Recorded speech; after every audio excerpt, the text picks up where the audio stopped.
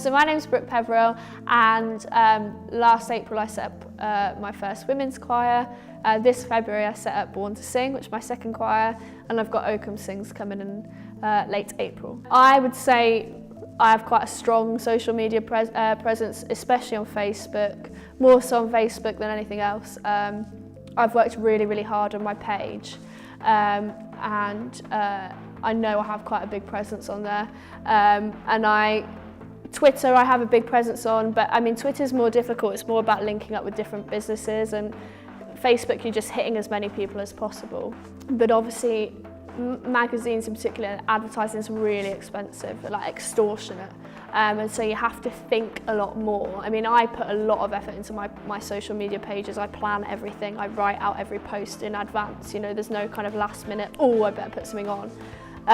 So I'm probably bucked the trend because I use social media more like a traditional advertising service. I think about everything, you know. I think a lot of people just put something on social media like, oh, we'll put on this event, whereas I have a calendar of my stuff goes on, you know, at a certain time, the time I know it's going to hit the most people. So I use them quite similarly actually, just use my social media a lot more. So Stamford Sings, my women's choir, I was approached, I mean I'd had plans for a choir, being blunt, to boost on my earnings, and I decided to stop performing or cut back on performing. Stamford Sings is kind of the foundation of the business, rightly or wrongly. Music's still at the centre. When I started out doing music, I was going down I wanted to be a singer, and there's a lot of people. All I would say is that you get an awful lot of people who go and set up a Facebook page on a whim because they can, and it's free, and they think, oh, you know, I'm getting started on my career because I have a Facebook page.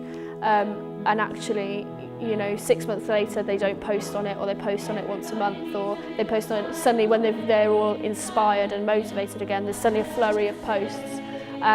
So I'm quite cynical with a lot of people, especially at any age, who just go and set up a page because I think they think it's easy. And to make it work for you, it's hard work. You've got to really kind of work at it. I think a lot of businesses, and especially the older generation, so even kind of 35, 45, 55, they haven't grown up with social media, and they think, there's a certain way they think is good to use social media. Oh yes, we'll put a hashtag on Facebook, whereas the younger generation go, you just don't do that. You know, I would never do that because I grew up and hashtag was Twitter, and suddenly you've got people using hashtags on Facebook. So I know that a lot of businesses use it, I know they do, but in terms of like their boosting their posts, their paid advertising on social media, I don't think a lot of them think about it as how important as it can be. And also you have these companies that say, we'll do it for you if you pay us, and I think they're rubbish a lot of the time. I'd like to take it national, yeah, definitely. And whether that's keeping the same format with choirs nationally, I don't know, but I would certainly like to be working nationally, and I don't think it's out of the possibilities. I think you just got to plan it and work hard for it, and it is in the plans and it is in the works, so we'll see how it goes. I couldn't do my job without social media. Basically my entire business was built up through social media.